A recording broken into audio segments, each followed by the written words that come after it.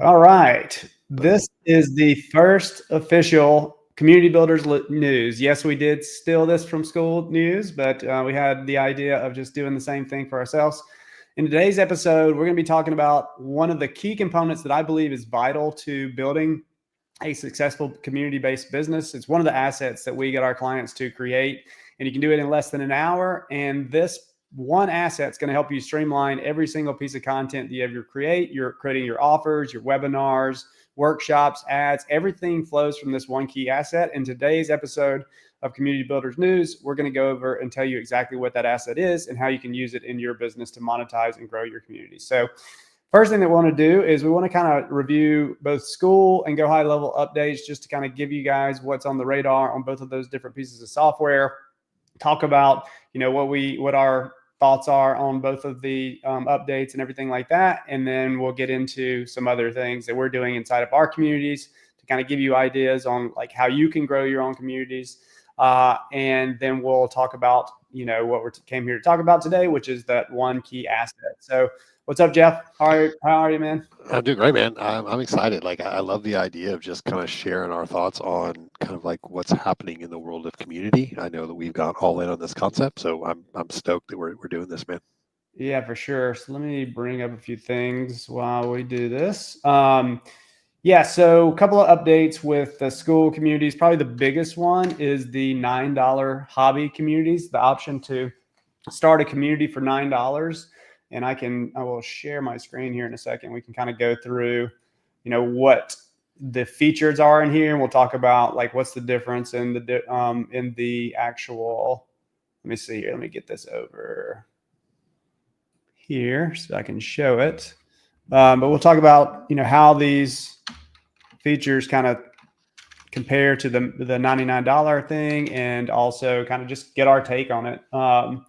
So $9 community. It's a little bit trimmed down version of the, I'm trying to get it up on my screen here, of the $99 course. So you don't get all the features, but if you're just starting out and you're starting a free community, it's a great way to, do it for cheap. And then you can always upgrade later on when you start making money. So I think it's a huge move on their part. I think, a lot of what HighLevels, got going for them is that you don't have to pay for multiple pieces of software. You just have to pay for HighLevel, and you get all those other tools with it, including the community. We'll talk a little bit later about, what I believe is their bane of their existence right now. But so here's a look at what you get with the $9 versus the $99. So all features, unlimited members, unlimited courses, only one admin. So that's one of the big differentiators, and a 10% transaction fee. But typically, if you're going to start, with this feature right here, you're probably not selling anything yet, is my guess, or you may be selling a course. And if you do sell that course, you're going to be paying 10%. But once you start making money, I would just transition up to the $99. You can't get a custom URL and hide suggested communities. Also, I wanted to show, if we go into, let me go into our community here, and we go to settings, and then if we go to plugins, you can see that a lot of these plugins are also turned off. So like auto DM, you won't be able to do. There's no onboarding video. I don't think that's a huge one. The auto DM features pretty cool, and the fact that you don't get that kind of sucks, but that's okay. Zapier integration. So if you do get one of these communities, you won't be able to integrate it with like your CRM or anything like that. No meta pixel tracking, so running ads you kind of be blind there. Those are the big ones that I think are not going to be in the hobby plan, which I think a few of those are pretty big. I think the auto DM one, Zapier integration, and the meta pixel. What are your thoughts, Jeff? Yeah, I mean, I think for people that are starting out, right, where they're kind of like they're jumping on board. I mean, they're fairly new to online marketing. I think this is a brilliant way to start. I mean, I think that this is an awesome way, because even some of those features you just shared, like, right, being able to Zapier into like a CRM, that kind of thing. Mm-hmm. When you're just building the idea, you're getting started, you're just launching it out, going in, playing around with the platform, having fun with it. I think it's a great deal. I mean, $9. I mean, it's hard to go wrong with that. But the reality is, for $99, it's a steal. So Yeah. what you really need is, once you get to a point where your classroom has a course in there, you're selling something, the nice thing is it's a button click, it'll upgrade you automatically to all those type of things. But I think for the true hobbyists, which is the way they've done it, or really people starting out, I don't know how you go wrong with that. I feel like they're going to bury all the competition, man. I mean, $9 for a platform. Yeah. And it gets you in the door. And then I don't think there's a culture that's better than the school culture. I also did. It's just a great platform that just works really well. I think Circle is probably a really good one, but I think it gets kind of expensive. You got HighLevel, but HighLevel's got a lot of issues right now. So I think it's a big move for them. So that's one of the big ones. Also with these, I can't really show it because I don't have a hobby community, but with the hobby community, also the leaderboard disappears and it's replaced by community suggestions. So what's going to pop up over here is other communities that Skool is suggesting to your members if you have a hobby. So that's as a community owner, that's another great way for you to potentially get organic traffic to your community. So that's a benefit for everybody else on the platform. For you, obviously, you get to save, only pay $9. So you're almost like an advertising. You're a piece of advertising. I think there's also like a Skool banner here, or powered by Skool or something there, which everybody knows your own school anyway. So I don't think that really matters that much. So yeah, the URL is school.com. So like they know you're on Skool. So it's not, I think it's actually a positive nowadays too. I think for a lot of people, just the fact that you're on Skool, I think people look at that as a plus because it's such an easy, fun platform to play with. So agreed. The other big one is native video. So now you can actually go in and you can, when you add a video, it used to be where you had to use a YouTube link, Loom link, Vimeo link, or Wistia link. Now you can actually directly upload your videos straight into the platform. I didn't think this was all that big of a deal, honestly, and a lot of people were kind of growing crazy about it. I think, and I asked in Schoolers kind of why everybody was so excited about it, because I really didn't get it. I didn't really get the use case, but I think the cool thing is that you can do it in chat also. So you can come in here. I can come in here, and I believe, hold on, you can do it on the mobile app. So on the mobile app, when you go to send a message, you can upload a video, which is pretty cool. So yeah, so you can take a video with your camera and you can upload that video right there into the chat. So I think that's definitely pretty cool because you can do like personalized messages to people. Also, you can do video in comments. So that's another pretty cool feature. So I think that's kind of that for me would be the two use cases that I think is pretty exciting about that. Any thoughts on that, Jeff? Well, I mean, I think what's kind of cool about it is I think there's a little bit of kind of friction when you're having to go to YouTube, create a video. You have to either publish it, non-publish it, and all these other kind of things. I think they just kind of simplified it, and I think that's what I guess I think I appreciate most about like what I think Sam is trying to do with this platform is like, how do you have like a one spot that's simple, anybody can use it, and I think that's what the native hosting kind of does, because if you're not used to YouTube and you're trying to figure all this stuff out, man, that can be a little bit of a challenge, I think, especially when you're not super technical, so I love the idea of just one platform, do it all, man. Super clean, super easy. Yeah, now I'll show my super sloppy agenda for today. So also on the roadmap here, they're going to be coming up with native live streaming, which will be very interesting. I'm hoping, I don't know if they'll do it, but I'm hoping we're streaming live right now on StreamYard. It's probably like $40 a month. I can't remember. But what would be really cool if you could do that through Skool and just simulcast on all the different channels. So I'm hoping that might be part of this release. Also, Apple and Google Pay. So this is going to help you to increase conversions just because it's going to be like a one-click, simple checkout process. And then subscription courses. So inside of your courses, you can now, when you go to the classroom, let me just go in here and I go to create a course. There should be a subscription-based option here where you can charge on a monthly subscription, maybe an annual subscription also.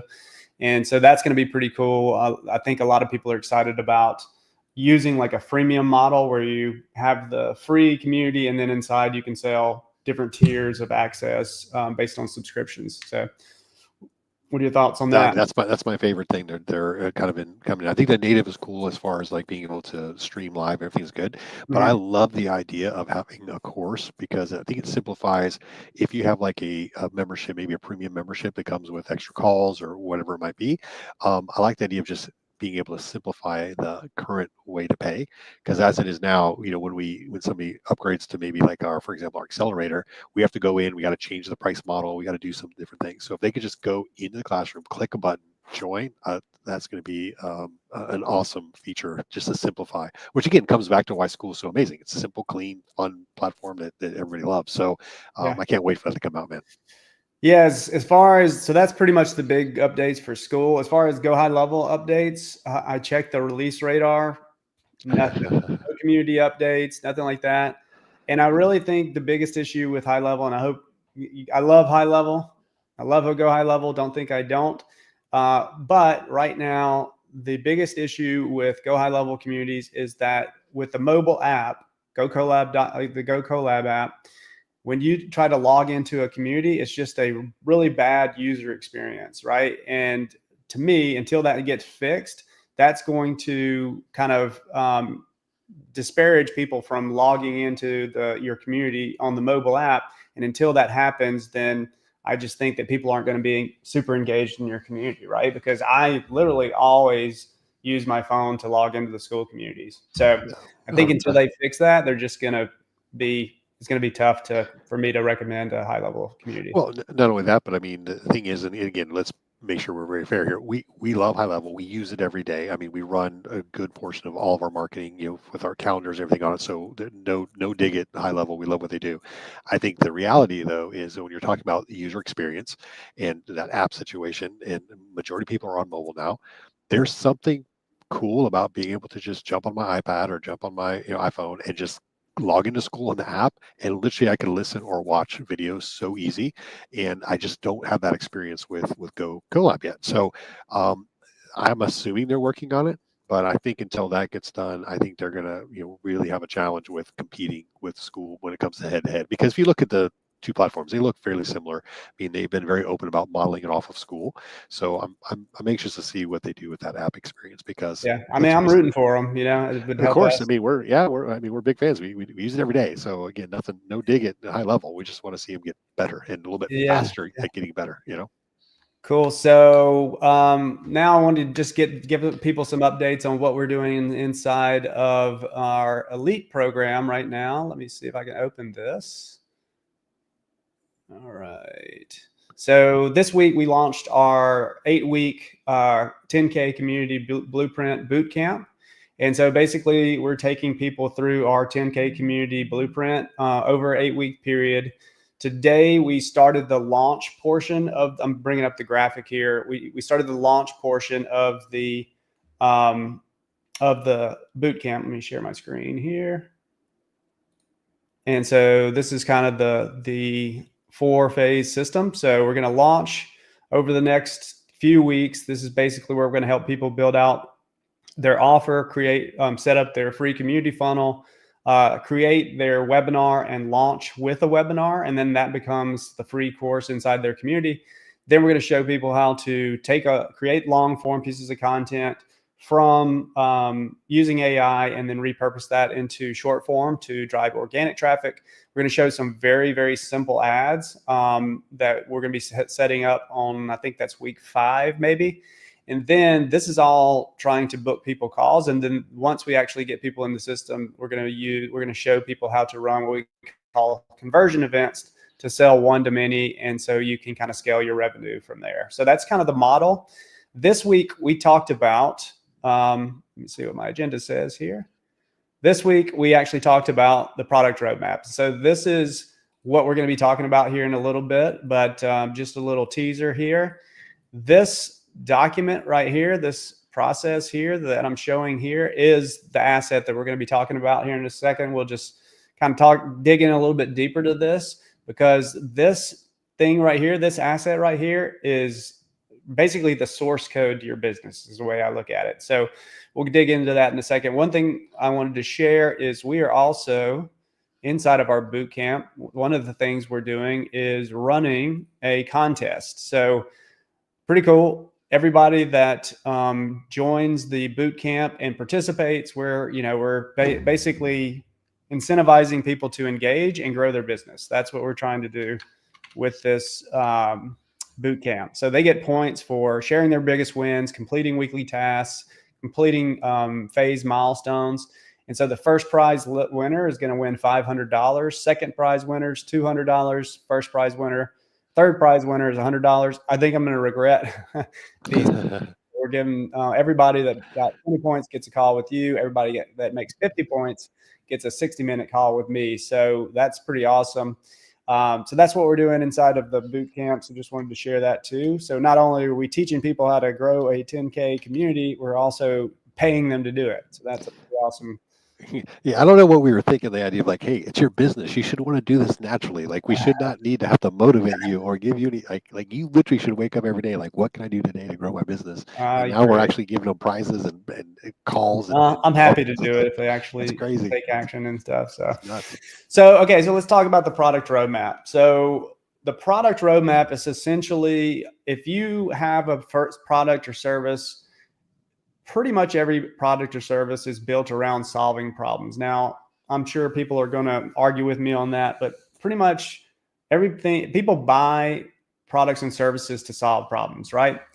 And so in my opinion, every product or service has a step-by-step process that people have to follow in order to achieve, what they're trying to accomplish, right? So you've got people that are having a problem over here, and then they have a future state that they want to accomplish their goals, right? And then the product roadmap is your step-by-step process that fills that gap and walks them from their problem now to helping them solve that problem. Okay, that's essentially what the product roadmap is. And so we have a proprietary process that we walk people through to help them to build this out. And then once they build it out, they can actually use that with AI to give context around their business to create things like we've built out tools. I'll show you some of the tools that we've built out that have helped us to create better content, to write emails, to do all kinds of things in our business. So we've got YouTube. So we've got this YouTube idea consultant. We've trained it on our product roadmap. We've trained it on our origin story. And I just come in here every so often and I say, hey, can you help me come up with some ideas for some YouTube videos? This is one I published last week. This is one that'll publish this week. So I'm just making my way down these different topics. So that's an example of one of the tools that we've built that revolves around using the product roadmap. Also, we did a webinar recently. So let's see, masterclass. So we did a webinar recently and we sold, I would say probably close to 30 people, $1,000 a piece to upgrade to our annual membership to join this boot camp. And so we used a webinar to pitch the offer. And the webinar, guess what it was written by? Jeff, any guesses, buddy? Well, yeah, we know, man. AI helps So yeah, so basically we took our product roadmap, gave it to it, and said, hey, can you help us write a webinar script? And this is the webinar script it came out with. And I would probably say I edited about, 10-20% of this. And so this saved me a week, 2 weeks. I don't know how long it would take me to write that webinar, but that's just an example of what you can do with this product roadmap. So once you get this product roadmap built, let me go back here. You can create YouTube videos from it. You can create emails from it. You can create lead magnets from it. You can create workshops from it. So we can use this we actually use this in our sales process. So when we have a sales call, we basically have the discovery section of the sales call. And then this is a visual version of our product roadmap. So after we kind of go through the discovery, we kind of hit all the emotional things that we need to hit. Then we hit the logical side of the brain by showing them that we have a clear path to take them to a 10K community. And then we explain exactly how we do this, the path we're going to take them down to do that.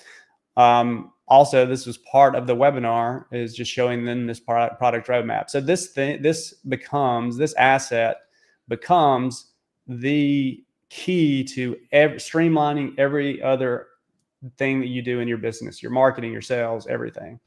So that is the big reveal today. So hopefully that was helpful for some people. Jeff, anything to add to any of that stuff? So you have a phrase like game changer, right? It's like so overused and everything else. And like you and I are always careful like using this term game changer. But I will say that like once we dialed in that roadmap and we knew like this is exact process that we know people will start at zero to get to that 10K a month, and beyond, and be able to scale. Like that was a massive, change to the trajectory of the business. So I love the idea of helping people build that out for their business, because if it can just give them half of what we've seen the success, from our perspective for their business, like we know it's a massive quote game changer. We don't like the term. I mean, really, but like every piece of content I do now comes from that product. I pull from that product roadmap. And like I said, when you have it and you give it to AI, now it has context around your business. So it's not just pulling stuff out of thin air. It knows, how you help people and the steps you take people through your process. So that is it. You got anything to add before we leave? That's pretty much it for episode 1 of Community Builders News. We'll probably come up with a better name and maybe have a cool logo or something. Maybe an intro, maybe some music or something. Yeah. I don't know. I mean, Sam's got some of that little like news and little things spinning and stuff. So we'll figure it out. But great stuff. Great stuff. Well, all right, Jeff, we'll cut it off for today. Thanks, guys. If you get to watch this later or you watch this live, we'll see y'all next week. Hopefully same time and same bat channel. All right. See y'all.